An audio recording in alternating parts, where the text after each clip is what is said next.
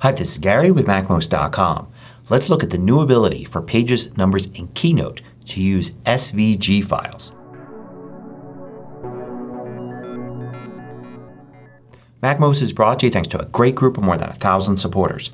Go to MACMOST.com/Patreon. There you could read more about the Patreon campaign, join us, and get exclusive content and course discounts. Now, a new version of Pages just came out. And one of the main features is the ability to use vector graphics, specifically SVG images. You have to have Pages version 13.1 or the latest version of Numbers and Keynote that match.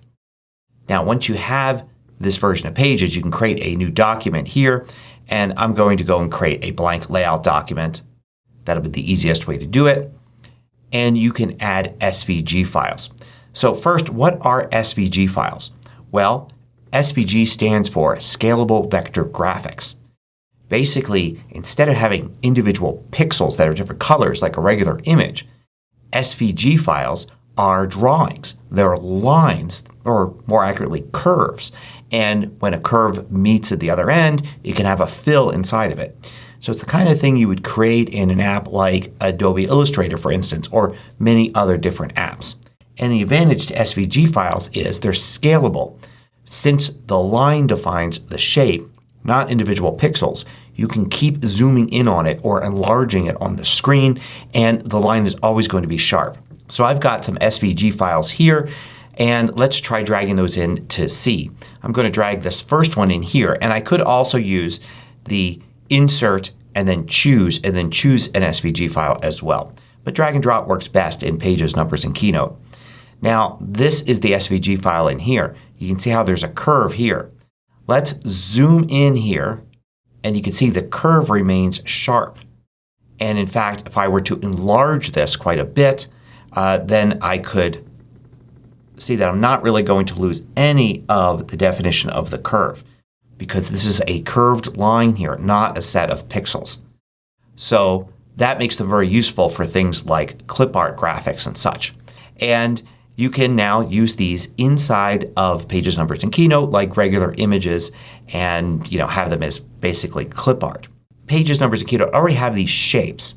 You can go and select a shape in here. Well, let's do like an animal here. And you've got something that looks a lot like an SVG. So these native shapes and SVGs are actually now related because you can turn this into native shapes. Now one of the differences between a native shape and an SVG is that SVGs can have multiple colors. A shape like one of these could only have one color for the fill, and you can see it here, and I can change it to something else, and can also have a color for the border. So I can set a border like a line border and change its color like that. So with SVGs you can see there are multiple colors. There's a color right here and another color right here in this case. So converting isn't as simple as now it's just a shape, because this can't be a shape. It has multiple fill colors.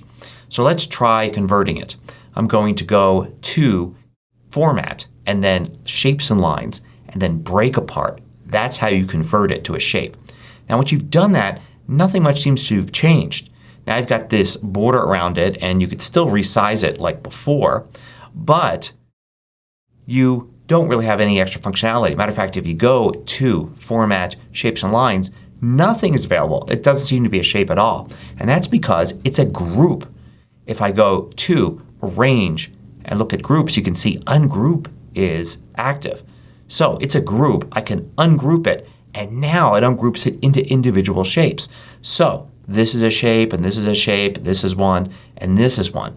And when I select a shape like this, I can now go to Format, Shapes, and Lines, and things are available. In addition, I can also go to Format, Style, and I can change things like the color fill for that item, or I can add a border to it if I want. Let's look at another example here. Here's a more complex SVG of a dragon. I'll drag that in here. Now you can see several different colors. You got this gray color, you have a dark red, and you have a light red here. You also have this thick border, but it's not really a border. If you look, the black lines go into the image here, so it's more like drawn definition. So I can just use this as a regular SVG. I can position it where I want. I can go to arrange. I could even rotate it, do whatever I want here and just use it as is.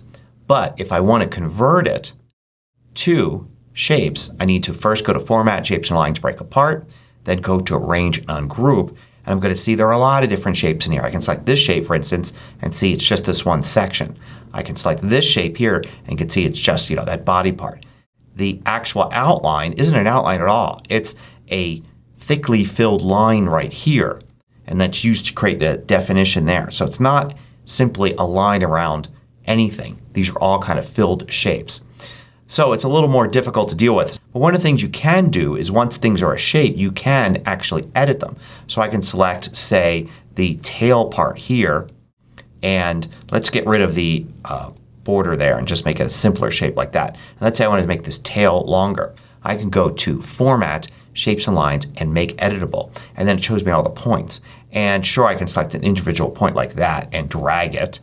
I could also select a series of them. Let me go back in again, Shapes and Lines, Make Editable, and now I could select a bunch like that. Select one of those points there. I could drag it out so I could actually alter the shape if I wanted to. So there are a lot of different things you can do with shapes and lines. Now one of the things you can do is you could go to Shapes and Lines and Save to My Shapes. But each one of these is an individual shape. There's a whole bunch of them here. So you'll be saving a ton of different shapes, and it's not easy to reuse them like that. If you wanted to have something simpler, like let's bring this one in here again. I'm going to go to Format, Shapes and Lines, Break Apart. Let's ungroup.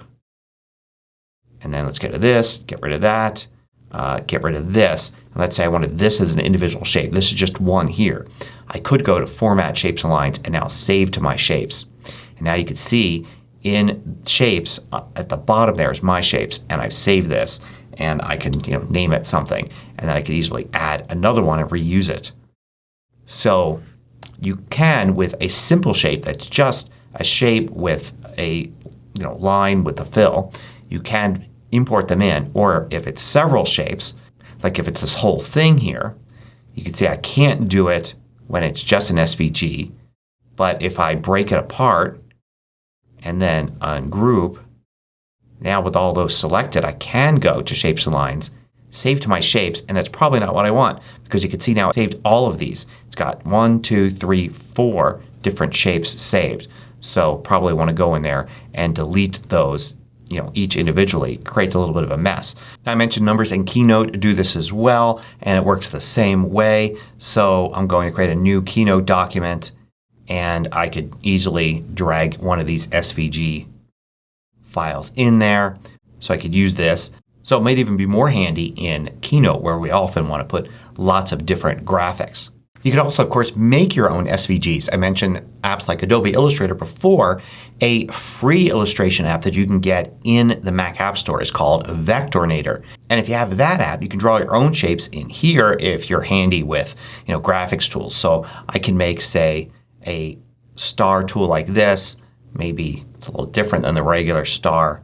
And then I can export this as an SVG right here.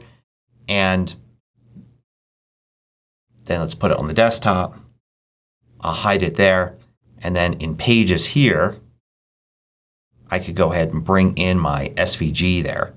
And there it is.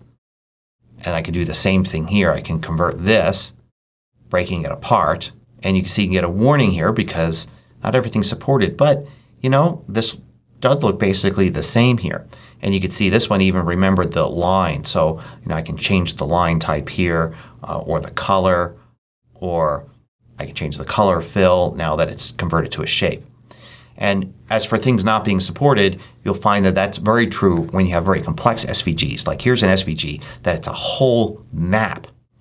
And when I bring this in, if I go to Format, Shapes and Lines, and Break Apart, you can see it can't be broken apart because there are parts that aren't supported. So there are things that you can put in SVG files that wouldn't necessarily be supported in Pages when you try to break it apart. However, the SVG still works. This is still a vector graphic, and I can enlarge this quite a bit and zoom in, and you're still going to see very crisp, clear lines in here because these are curves and not individual pixels. So I think this is great new functionality in Pages. It really expands what we can do using clipart, because a lot of clipart collections have SVG files, or you can convert the clipart to SVG if there's some other vector format.